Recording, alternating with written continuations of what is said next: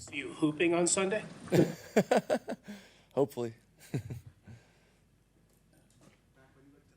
The film, what kind of impressions did you take from your start in New Orleans?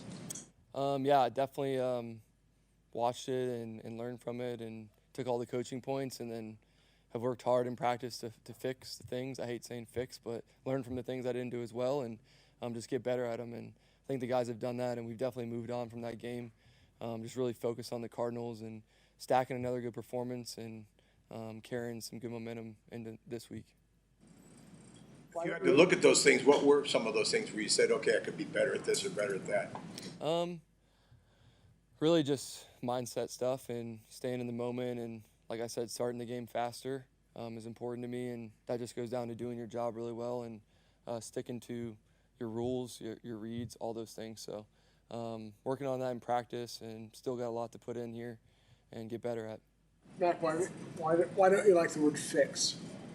I feel like it sometimes has like a negative connotation. I think like you're just trying to grow and learn and do things better. So that's what I think it is. I don't think anything's broken, and when you hear fix, that's what you think, right? But in football, every week it's a new week, and the NFL, they don't care if you won last week or lost. It's a fresh slate, fresh canvas, and you got to go out there and paint a good picture. Is that part of like how you kind of have to train your mind as far as positive thinking? I mean, Yeah. it's a very subtle thing, but is that something that you've learned throughout your NFL career? Yeah, for sure. Yeah, I mean, what you think usually comes to life. So you got to be positive and also critical at the same time. And you know, you never do everything right, so you got to figure out what you didn't do right and learn from it. It was okay. It was a few times that we saw Purdy, talking with you on the sideline, cheering for you, excited for you, the plays you were making out there. Just interested, now that you've reflected on that game and now you got to look into week 3. Yeah. Have you and Brock talked, had any conversations, anything that's kind of helped you to go into this game a little bit more settled than the last? Yeah, Brock's doing a great job preparing and really just bouncing off ideas between each other. And like we do every week, we're going to go in each day and attack it. And there's a lot of information to absorb. And whether he's playing or I'm playing, it doesn't matter. We're still working together and just trying to get to Sunday to where we feel comfortable and the coaches feel comfortable in the plan and we feel comfortable in the plan. So, yeah, we do a great job communicating and also having fun and just keeping it loose in there. And that's what it's all about. You're working, but you're also, that's your job, but you're really just friends, also just hanging out. I don't know how much you pay attention to some of the numbers and things like that, but numbers show that last year you struggled a bit against zone coverage. The other day you had a lot of success against it. Anything that you can point to that maybe helped or that maybe something schematically you're doing here that is helping in that regard? Yeah, just different systems, I guess. And obviously the system is very quarterback driven and playing on time and then also not playing on time. Like it's not just always perfectly on time. And zone defense is about depth and spacing. So guys just have to get in the right spots, and it's the quarterback's job to deliver the ball. And then man coverage is different, and you can see either one. Sometimes you know, sometimes you don't, but you have to react and play the position how you would normally. And it doesn't really matter if it's man or zone. You just got to follow your rules and go where the ball takes you. You got down on yourself too much when things went wrong earlier in your career? I don't know if down on myself. I just really got better at rolling with the punches, and I've been through a lot, but I feel like it makes me stronger and not making a big deal about things that aren't a big deal. Like if you miss a motion or one little thing, like it's not the end of the game. And I've been coached that way, and I've been thankful to be coached that way, and I've gotten coached that way here. Just focusing on everything and trying to do everything right, and you're never going to be perfect. I think that's the biggest thing with me is I'm a perfectionist, and so a lot of these guys on this team and in the NFL. So really just playing functional, and like I said in last week, just throw it, run it, or hand it off. So it's pretty much that simple. Is there any difference in knowing you're going to start like last week as opposed to this week? Well, I might start. Yeah. I mean, like I said, as a backup, you're not playing the first snap, and as a starter, you are. So you got to be ready for both. And at the end of the day, all the externals don't really matter. You just have to focus on the game plan and getting everything tidied up by Sunday. And that's what I'm doing, just like a normal week for me, and following my schedule and being ready to play if my number's called. What's the number one thing that jumps out about Arizona's scheme or personnel? Yeah. Played against them a few years ago. It's a new scheme and some similar players, but they do a great job disguising coverage and got a lot of good players on the back end. And obviously their defensive line is explosive. Been very impressed with them on film this year and obviously last year too. So they got playmakers. They try to confuse the quarterback, and they do a good job of that. It may seem like an odd question, but the guys in the locker room have mentioned a few times how funny you are and how popular your personality is within the locker room. Just wondering if off the field that kind of helped to build chemistry that kind of is folded over onto the field. Yeah, for sure. I mean, I'm always just trying to be myself, and at the end of the day, like it's your friends, it's your brothers that you're playing with out there, and the closer that you can be off the field is the closer you're going to be on the field. So try to be the same guy every day and have fun with it, and go out there and let it fly. I think everyone knows that about me, and I really appreciate the guys on this team for having my back, and I got to continue to earn that every day. Like, just because it's 1 week doesn't matter. You got to do it again and show them that you can do it consistently. Mac, I was wondering, in the AFC East, did you ever see Bryce Huff coming off the edge like that, like he did against the Saints? Yeah, one time, I remember. But I heard it was like some record or something. And, yeah, he's got a great get-off, and, like, he's so quiet, so you never hear him coming.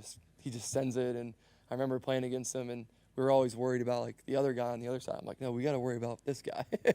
So he's done a great job, and a great locker room guy, just quiet, does his job, and really love playing with him. That moment you think about a sack or no? Yeah, I did get sacked, I'm pretty sure. I think they called a roughing the passer, but it was not a roughing the passer.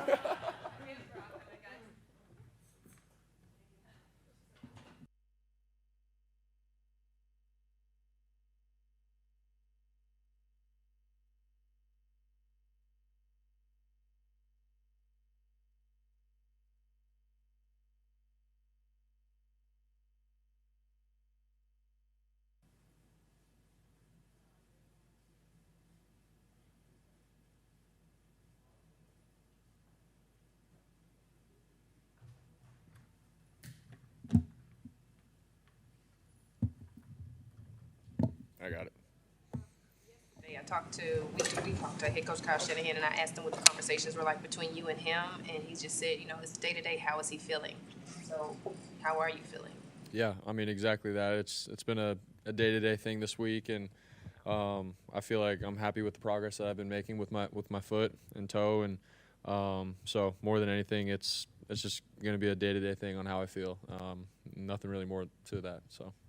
Was it indeed the play you kind of scrambled out to the left and got tackled as you were going toward the sideline that you hurt it? Like, when did you start feeling it, and how much worse did it get as the game went on? Yeah, I mean, I think it was just accumulation of certain plays and different moments in the game and stuff. So, I think I finished the game, and it was more so like the adrenaline cooled down, and I was like, all right, something's wrong with my toe here, and obviously you go in, get an MRI, and you get a diagnosis and all that. So I didn't really know until after, but obviously you go throughout a game and you get hit and go through certain things, but my mindset's always been like, I can play, and you got to really take me off the field for something serious, but if I can walk and jog and throw a football, then I'm good to go. So like that was more so my mindset, and like I said, I didn't feel it till after. So.